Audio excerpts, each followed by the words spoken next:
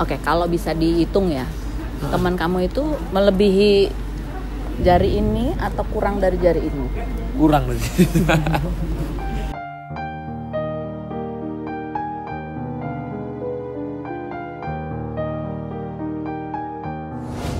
Aku tuh sampai pernah pikir kayak apa aku tinggal aja di luar negeri gitu.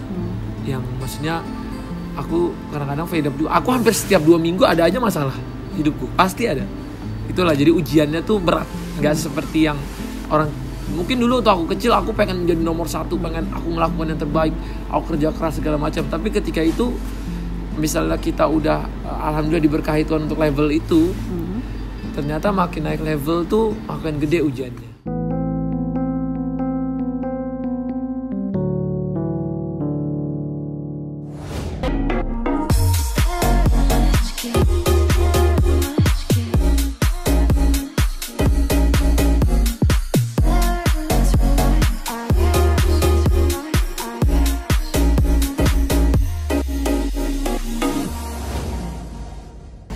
Aku mau nanya sama Atta.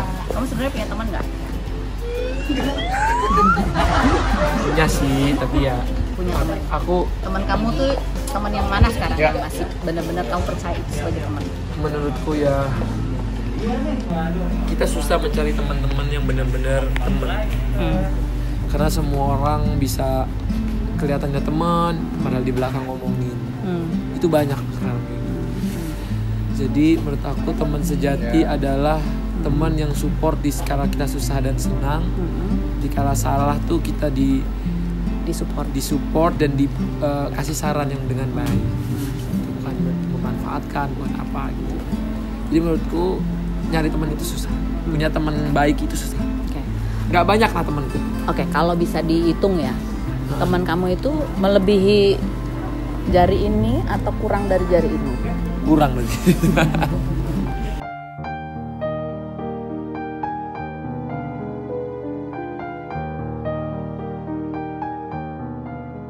Teman-teman apa tuh biasanya yang bertahan yang kamu? Teman dari masa kecil kah, dari sekolah kah? Kalau menurutku temen yang udah aku kenal dari lama, mungkin yang dulunya waktu aku belum apa-apa juga udah nemenin aku itu teman. Ataupun bisa juga ketemunya baru-baru sekarang, tapi ketika aku kenapa-kenapa mereka lah orang-orang yang support gitu. Ada ya? Ada. Oke. Saat susah dan senang.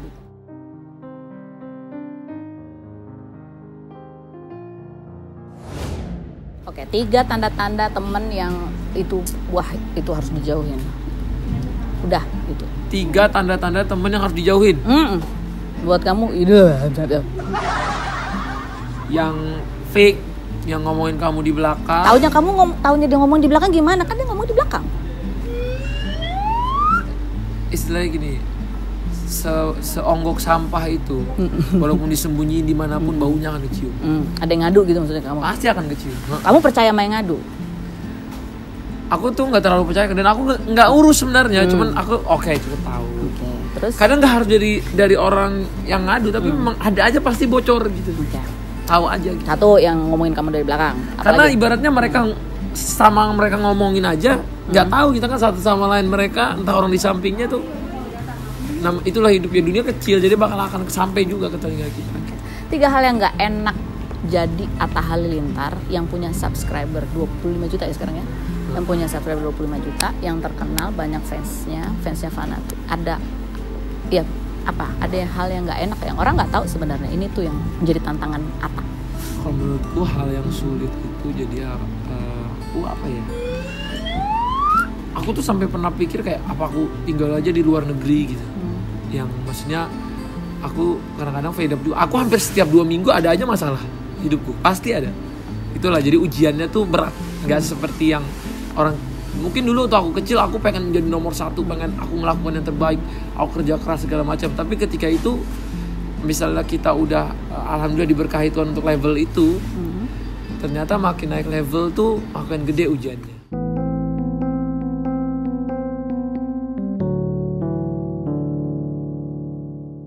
Apa contoh ujiannya yang Banyak. misalnya satu masalah terus setiap hari? Apa yang menurut kamu itu jadi masih jadi pelajaran buat kamu untuk gimana ya gitu? Mungkin kita harus orang tuh akan menuntut kita selalu harus sempurna. Nah, harus Di sempurna. mata orang. Bahkan kita manusia, aku sama kayak kamu juga manusia, kamu bikin salah, aku juga pasti bikin salah. Jadi kalau mereka bikin salah 10-20 nggak apa-apa, tapi kalau aku satu kesalahan aku Besar jadi. itu akan fatal banget mungkin. Itu. Gimana? Itu yang- Kalau orang ngomong kayak gini, misalnya bla bla bla bla bla, misalnya omongan buruk, orang mah biasa aja tiap hari. Aku sekali ngomong gitu, aku dimaki, dihina gitu. Itu membuat kamu ngerasa apa sih dengan masalah itu, dengan kondisi itu tuh? Merasa ya membuat aku jadi pengen lebih senang di rumah daripada main keluar. Ini keluar. Jadi aku 2 tahun terakhir udah banyaknya di rumah terus. Di rumah tuh apa nggak lihat sosial media, nggak lihat TV? Aku mending kerja, bikin lagu kayak nulis, bikin cerita buat film, bikin konten, ngedit, Oke. desain baju, meeting sama tim-tim, bikin usaha-usaha yang baru. Orang kan berpandangan bahwa Atta Halilintar yang sekarang ini secara ekonomi sudah makmur. Tapi sebenarnya apa sih yang dicari seorang Atta Halilintar dalam hidup ini? Dalam nggak tuh pertanyaan gue? Apa yang dicari di hidup ini? Dalam hidup Atta Halilintar, kamu tuh sebenarnya ngejar apa sih, Kalau menurut Atta? aku, yang penting dalam hidupmu ini sampai kamu bahagia. kerja, sampai ini apa? Menurut aku kebahagiaan sih. Oke, bahagia itu apa? Bahagia itu adalah ketika kita bisa, menurut aku ketika kita bisa produktif, kita bisa mencintai apa yang kita kerjakan, itu bahagia. Kamu udah bahagia? Bahagia dong. Tapi kenapa ada tarikan nafas? Karena ada ujiannya. Gitu.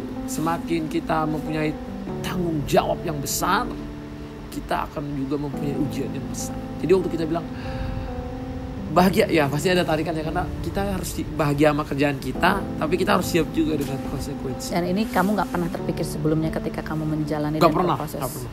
Aku gak pernah kepikir. Makanya kalau aku sekarang mah kerja atau apapun bukan kita lihat materinya aja. Aku banyak kok ditawarin, misalnya ini ditawarinnya gede segala macam. Kalau ketika aku nggak happy ngelakuin itu, aku nggak mau. Mendingan aku misalnya ada yang tawarin sedikit tapi aku happy. Happy, contoh apa sih kerjaan yang membuat kamu happy itu yang kayak apa? Ya, yang mungkin bisa dekat sama aku bisa jadi diriku sendiri. Nggak harus berpura-pura jadi orang lain. Dan bisa menggaji orang lain. Bisa menambah lapangan kerja, menurut aku itu happy. Karena menurut aku sekarang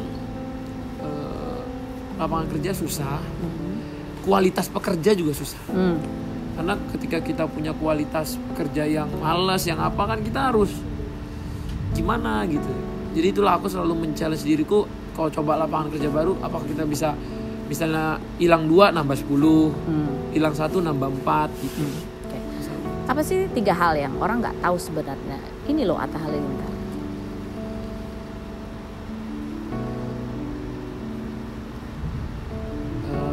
Gak suka keramaian, tahu nggak ya orangnya? Kan kelihatannya aku kalau kerja rame, kalau manggung apa harus dirame-rame. Padahal aku tuh nggak suka keramaian. Karena kamu collab sana, collab sini, merasa bahwa kamu Kelihatannya banyak tuh temennya. aku banyak, Atta nih temennya katanya sampai politikus iya, teman-teman selebriti iya, penting tinggi iya, kata orang kan gitu kan. Berarti Atta nih teman banyak. Iya, aku alhamdulillah aku memang suka koneksi itu, kita kan penting ya, link tuh penting. Tapi kalau yang orang mungkin nggak tahu, aku itu sebenarnya lebih suka sendiri di kamar, di depan komputer. 2 Aku itu suka fashion. Nah, itu orang tahu gak sih? 3 aku itu apa yang orang nggak tahu ya? Atau motif mungkin? Itu Tahu orang tahu tuh. ya.